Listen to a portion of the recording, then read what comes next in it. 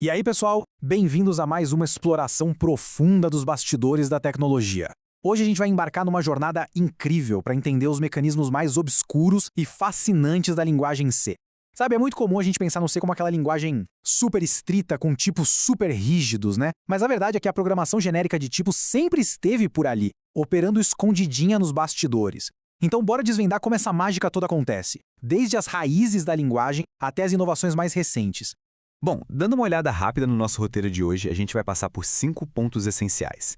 1. A mágica oculta dos tipos genéricos. 2. Macros, ponteiros e aquelas armadilhas clássicas. 3. O poder da seleção genérica. 4. A mágica moderna da inferência de tipos. E 5. O futuro com as funções anônimas. Vamos começar explorando os comportamentos do compilador que a gente usa todo dia sem perceber, passar pelas dores de cabeça históricas com macros e voar até os recursos de ponta do padrão C23. Então, para dar o pontapé inicial, pensem nesta pergunta fundamental. Como o compilador C simplesmente sabe como somar um float e um inteiro? Quando a gente escreve um código lá, misturando tipos numéricos diferentes, o compilador não trava e não entra em pânico. Ele simplesmente vai lá e resolve. E essa facilidade toda esconde uma verdadeira engrenagem invisível trabalhando pesado sobre o capô, tomando decisões silenciosas para alinhar esses tipos bem antes de qualquer matemática real acontecer. Olha só que interessante esta citação que resume bem a situação. Ela diz que os recursos genéricos de tipo estão tão profundamente integrados em C que a maioria de quem programa provavelmente nem percebe a onipresença deles. E é exatamente isso. A genericidade não é um puxadinho recente ou uma biblioteca externa que a gente instala. Ela é a própria fundação de como as expressões são avaliadas. Qualquer pessoa que já escreveu uma simples equação matemática em C já usou programação genérica, mesmo sem se dar conta disso. O que nos leva à primeira parte da nossa análise, a mágica oculta dos tipos genéricos em C. Vamos dar uma espiada nos truques invisíveis e nas regras automáticas que fazem o nosso código rodar liso desde o primeiro dia. Pessoal, prestem atenção em como os próprios operadores são, na verdade, o primeiro recurso genérico da linguagem. Pensem nos operadores de igualdade. Eles funcionam perfeitamente seja com ponteiros, pontos flutuantes ou inteiros. Os operadores aritméticos abraçam números reais e inteiros nativamente. Ou seja, quando a gente escreve uma expressão simples tipo A vezes B mais C, ela já é totalmente genérica por natureza. A gente não precisa ficar criando uma função específica para cada combinação possível de números. Mas e quando esses tipos se encontram e não combinam de jeito nenhum? É aí que entra a mágica das conversões aritméticas padrão. Peguem esse exemplo clássico, tentar somar -1 com um U, que é um inteiro sem sinal. O compilador não soma isso direto de cara. Olha o passo a passo.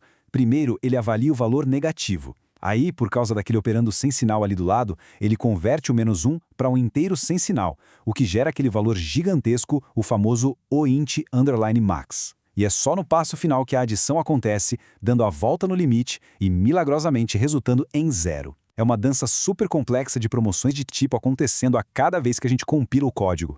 Bom, depender só dos operadores básicos não resolve tudo em sistemas grandes, né? Então, vamos para a nossa segunda parte, macros, ponteiros e armadilhas. Aqui, a gente vai ver os perigos das profundezas. Quando surge a necessidade de escrever funções inteiras que lidem com vários tipos, a situação muda de figura, e a gente acaba esbarrando em algumas ferramentas que historicamente causam bastante dor de cabeça para quem desenvolve. Durante muitas décadas, a principal ferramenta para unificar tipos foi o pré-processador do C, usando as famosas macros. Elas dão um poder bruto formidável nas nossas mãos. Com elas, dá para criar expressões genéricas, gerar declarações inteiras dinamicamente e construir instruções complexas bem antes do compilador sequer colocar os olhos no código. É, sem dúvida, uma forma rudimentar, mas incrivelmente poderosa de polimorfismo na linguagem. Mas como nem tudo são flores, isso também ilustra a verdadeira agonia que é tentar escrever macros que sejam seguras. Olha só o dilema. De um lado, a vantagem de uma macro clássica é que ela atua sintaticamente como uma função void perfeitamente segura, garantindo que os parâmetros não sejam avaliados mais de uma vez. Mas do outro lado, que caos! Para garantir essa segurança toda, o código muitas vezes exige aquele loop do while false super esquisito e um monte de variáveis temporárias com nomes bizarros só para evitar conflito de escopo. A manutenção disso vira um pesadelo rapidinho. E além das macros, a gente ainda tem as funções variádicas e os ponteiros void, tipo aquele nosso velho conhecido, o printf. Sim, essas ferramentas entregam interfaces super flexíveis, mas tem uma verdade incômoda aí. O compilador quase não verifica funções como printf. Sabe o que isso significa? Que todo o peso da segurança de tipos cai direto nos ombros de quem está codificando. É literalmente um prato cheio para bugs desastrosos aparecerem no sistema. Felizmente, a linguagem evoluiu para tentar tapar esses buracos. Entrando na nossa terceira parte, o poder da seleção genérica. Vamos ver como a programação deliberada mudou o jogo a partir do C11, trazendo finalmente uma funcionalidade nativa e direta para lidar com tudo isso. A grande estrela que o C11 trouxe foi a palavra-chave generic. Para entender fácil, imaginem essa seleção genérica como se fosse um comando switch tradicional. Mas tem um detalhe crucial que muda tudo. Em vez de olhar para o valor de uma variável enquanto o programa está rodando, o generic avalia o tipo de uma expressão e faz isso estritamente durante o tempo de compilação. A sintaxe, na prática, revela o quanto isso é elegante. Olha só, quando a macro de valor absoluto, fabs, é implementada usando essa seleção, o compilador olha direto para o argumento x. Se esse x for um float, a estrutura injeta a função fabsf. Se for um long double, injeta fabsl. E se for qualquer outro tipo aritmético, ela cai na opção default, que chama o fabs tradicional. É simples, super direto e, o mais importante, incrivelmente seguro. Só que o generic, com todo o seu poder, segue umas regrinhas bem rígidas, viu?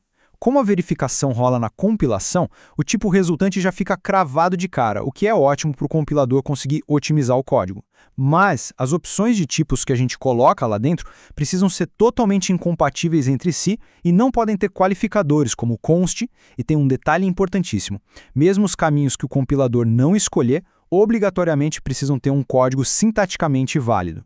Mas aqui chegamos num gargalo representado por esse número assustador aí, 120. Pensa comigo. Se a gente precisasse mapear manualmente todos os 15 tipos numéricos básicos do C e ainda multiplicar isso por todos os qualificadores possíveis dentro de um único generic, o resultado seria uma explosão combinatória absurda de 120 casos para escrever na mão, só para cobrir operações super básicas. É uma carga arquitetural totalmente inviável para o dia a dia.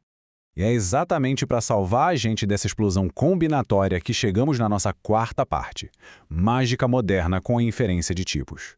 Vamos entender qual é a solução elegante que o padrão C23 trouxe para revolucionar silenciosamente a forma como a gente escreve código.